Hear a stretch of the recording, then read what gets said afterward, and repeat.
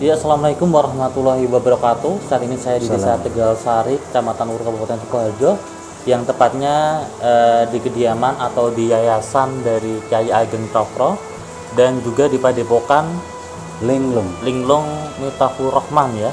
Dan kebetulan sekali di samping saya ditemani dengan Mbah Kyai Cokro Gondrong ya, yang lebih dikenalnya nama di masyarakat seperti itu ya. Assalamualaikum Mbah Kyai. Assalamualaikum warahmatullahi wabarakatuh. Ya, gimana kabarnya dan sehat selalu ya Mbak ya? Sehat Mas. Dulu pernah ketemu, baru ini ketemu lagi nih, ya.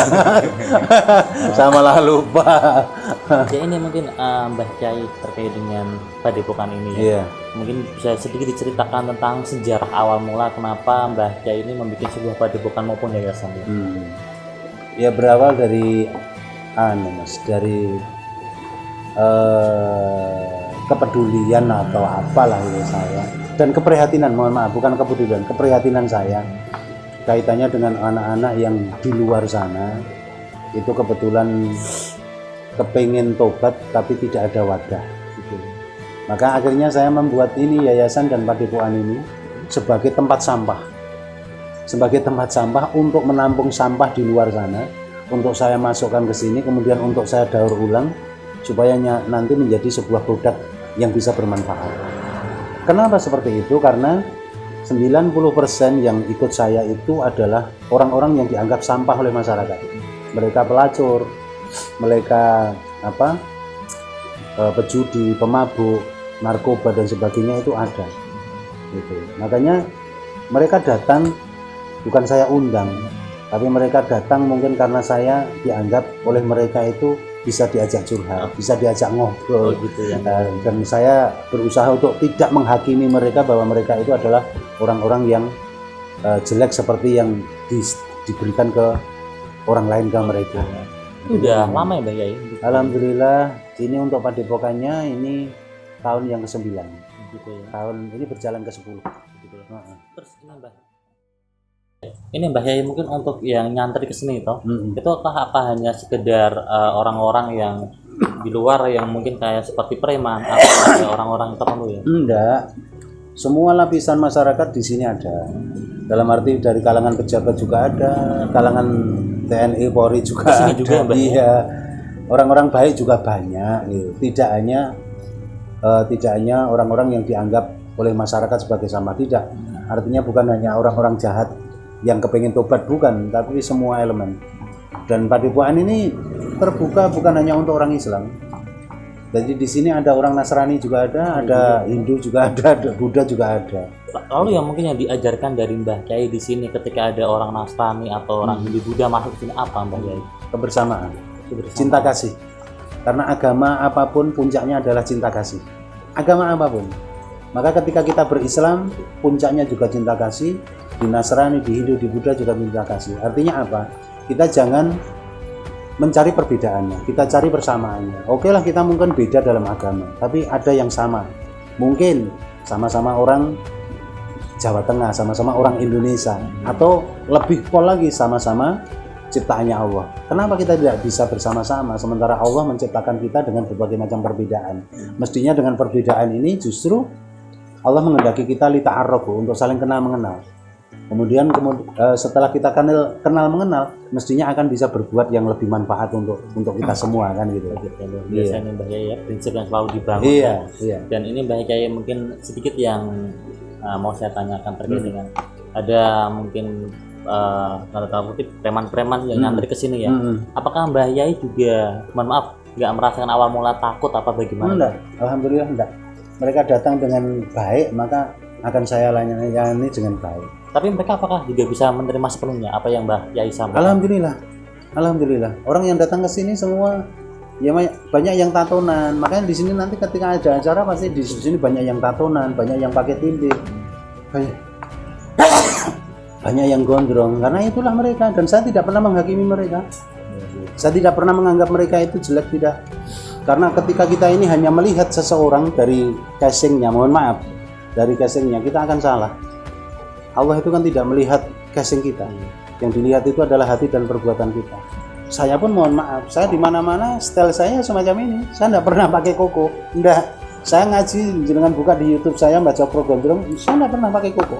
Saya pakainya semacam ini dan selalu saya ringkes gini. Karena apa? Ya ini bagi saya adalah familiar lah Bu.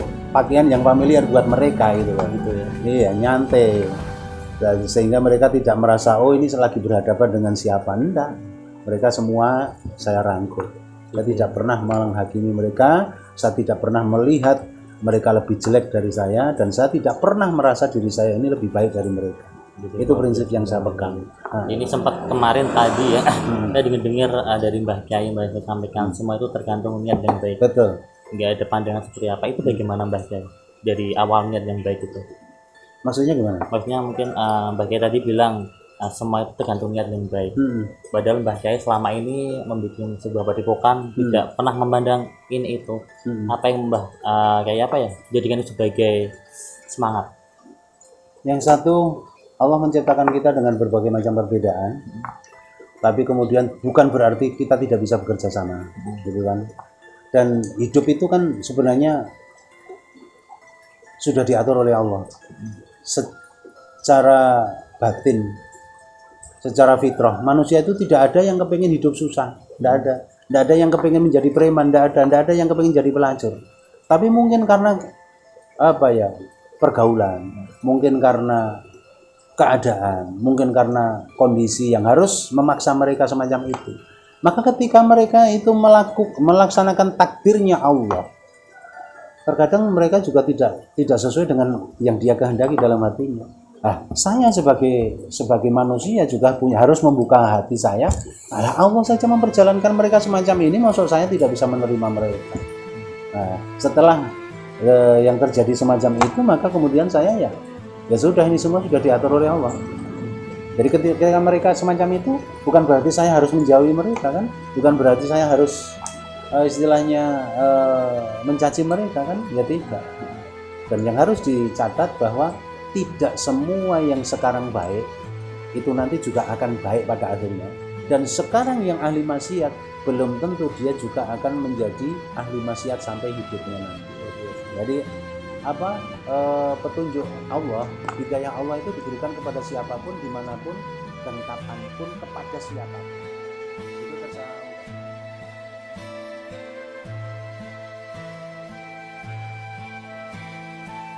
orang yang betul-betul all out dalam memperjuangkan agama, meluangkan waktunya, tenaganya, pikirannya, bahkan hartanya untuk berjuang.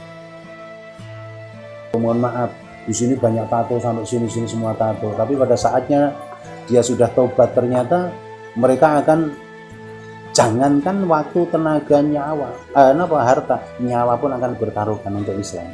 Nah, kita yang terpenting itu di sini.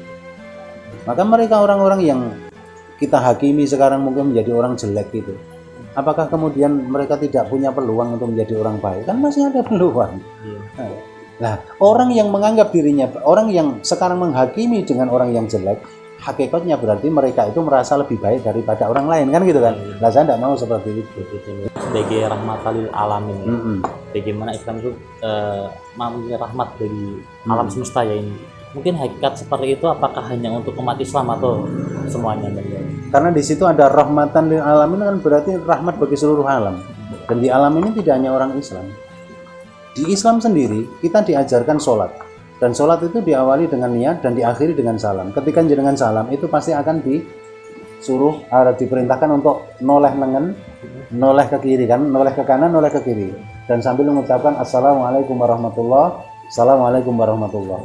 Assalam itu maknanya semoga keselamatan tercurah kepada kalian, welas asih rahmat Gusti Allah tercurah kepada kalian. Itu juga dilakukan ketika noleh kiri. Artinya apa? Orang yang sudah melakukan sholat itu mestinya bisa memberikan kasih sayang kepada kiri kanan kita, bisa memberikan keselamatan kepada kiri kanan kita, bukan menghakimi. Jadi orang yang sholat itu bukan kemudian orang yang sudah beribadah itu bukan berarti langsung menghakimi. Jadi orang itu ada makna dan filosofi tersendiri ya? Iya, makanya dirikan sholat, bukan kerjakan sholat. Kalau kerjakan sholat, anak-anak PAUD bisa. Tapi untuk dirikan sholat, ini belum tentu yang sekarang melakukan sholat bertahun-tahun itu bisa. Karena apa? Mendirikan sholat itu berarti mengimplementasikan ajaran di dalam ajaran sholat di dalam bermasyarakat, kan gitu kan, berinteraksi dengan umat, kan seperti itu.